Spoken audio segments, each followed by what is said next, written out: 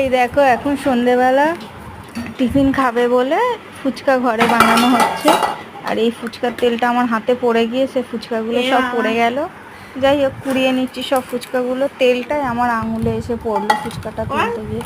আর জায়গাটা ছোট ছিল বলে আর কি ওভার হয়ে গেছে ফুচকা বাটিতে ফুচকা আর কি।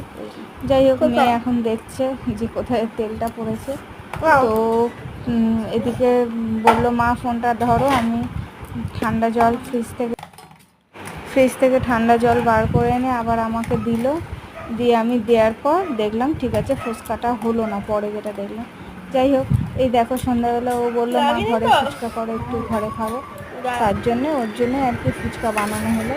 এদিকে আলু মেখে নিয়েছি, এদিকে টক অনেকটাই রয়েছে, এখানে 30টা ফুচকা আছে। আর এদিকে লেবুটাকে টিপে নিচ্ছি, ও খাবে বলেছে। দেখি কিরম হয়েছে ঘরে।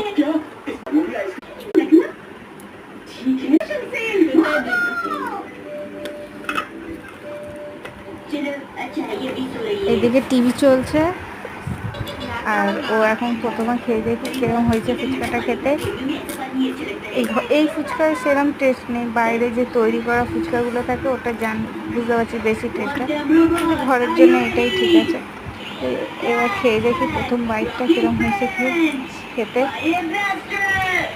খুব ভালো হয়েছে খেতে ফুচকাটা, নুন পারফেক্ট হয়েছে, ঝালটাও ঠিক হয়েছে।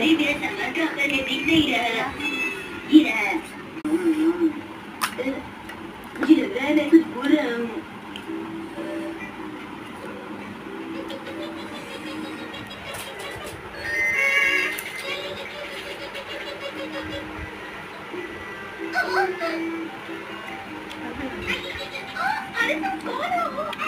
मुझे छोड़ जाओ। ये कैसे उन्होंने अपने बेबी को भी बोलने नहीं दे रही है? आपने बिल्कुल सही कहा। ये मेरी बेबी नहीं है। मैडम आपसे पूछा था कि मैं आपकी कोई मदद कर सकता हूँ क्या? लाठी का सामने ले।